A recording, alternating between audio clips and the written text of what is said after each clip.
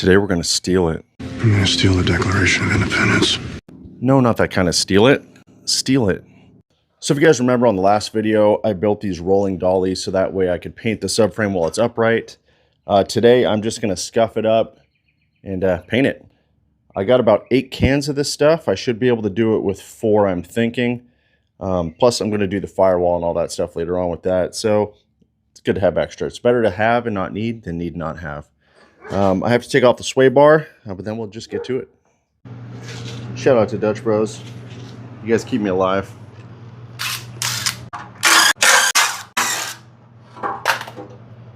Alright, get this out of the way.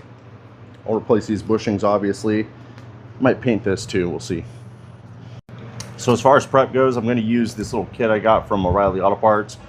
Comes with some abrasives, and then also these little wire brushes and wheels and stuff. So I'll hook these up to my drill, knock all like the major stuff off, and then I will bust out the DA sander with some, I think they want 36 grit on this stuff.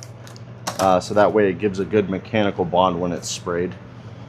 I'm not going to bore you guys with this step, and plus I need music. YouTube will mute the video, so I'm going to hit the whole frame with this stuff here, wear a dust mask, and I'll get back to you guys in a minute.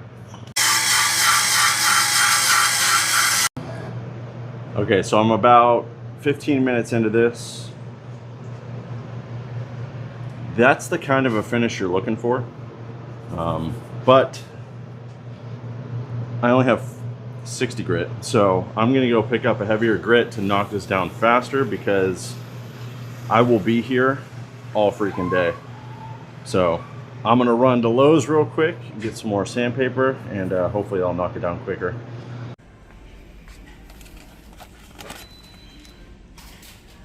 Let's finish scuffing this thing up.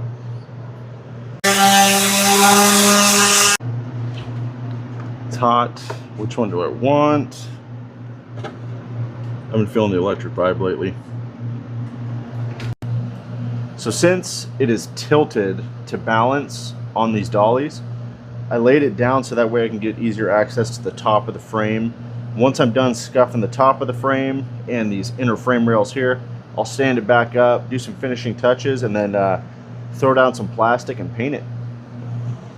Okay, that took a little longer than anticipated.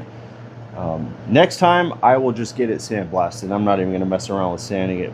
I'm going to lay down some plastic and then wipe this whole thing down with acetone to remove any grease or grit.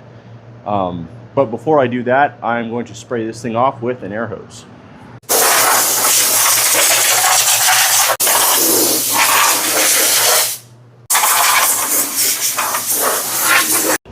Okay, so I have my acetone. I'm gonna wipe this whole thing down just to remove any grease or any residue that may be on it. And then from there, we'll start spraying.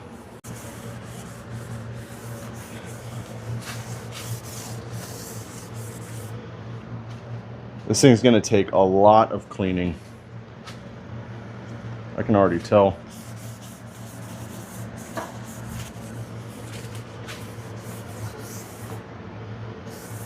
Yeah, this thing's filthy.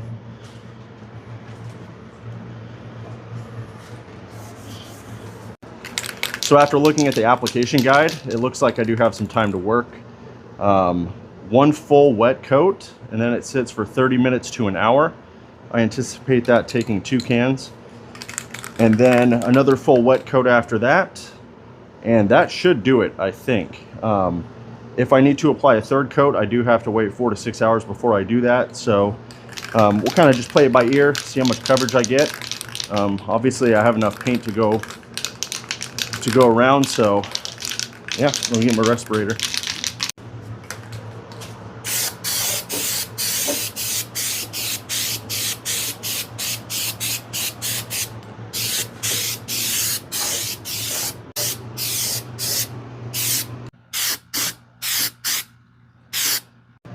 Okay, so there you have it, 2 cans, coat number 1. A couple of things to note, this stuff comes out of the can super heavy. I never have paint runs, and I got a run here just because it blasted out.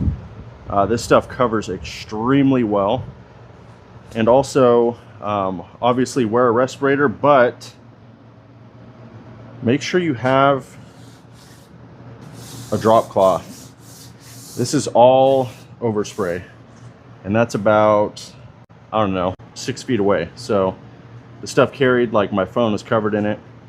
But yeah, make sure you have a drop cloth, make sure you're wearing a respirator, and make sure you're doing this with good ventilation.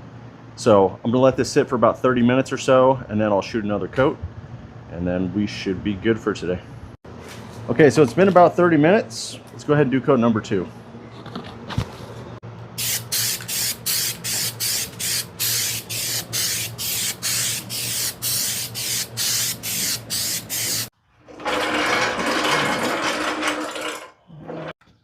Okay, it is now the next day. I let this stuff dry overnight.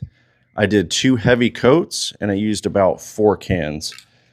Overall, I am super happy with this product. It leaves a nice kind of an eggshell finish, and it's still curing, but I can already tell once it fully cures and dries, it's going to be really durable. So that's exactly what I was looking for. I didn't want to go powder coating and all that stuff. So that way, if I need to touch something up on this frame at any point, I can just get another can of that stuff and start spraying. I'm so happy. In fact, I'm going to use this product to also coat my firewall and the interior, because I want to keep some consistency with the colors and all that stuff. And, you know, speaking of colors, a lot of people are going to ask, why dove gray? Well, because race car. Duh. Everybody does black. Black is boring, so I went with something a little different, and I chose dove gray, and I'm happy with it. So up next, I'm going to push this to the side, and then I'll do some work to the firewall. I have to strip off the heater box, blower motor. I got to get rid of this brake booster, go through the wiring, clean everything up. It's going to be a couple of weeks before I do that, though, because I have the Rolex Monterey Motorsports reunion coming up. I'm going to be pairing up with iRock again this year to provide them with some photo coverage, and I'm really looking forward to it. Those guys are great to work with. It's a blast seeing the iRock cars back on the track with absolute legends driving them. So it's always a good time at Monterey. If you're in the area and you want to swing by Laguna Seca, you should check it out. It's like a museum come to life. It's pretty much the coolest thing ever. Anyway, thanks for watching, guys. Like, subscribe, and I'll see you on the next one.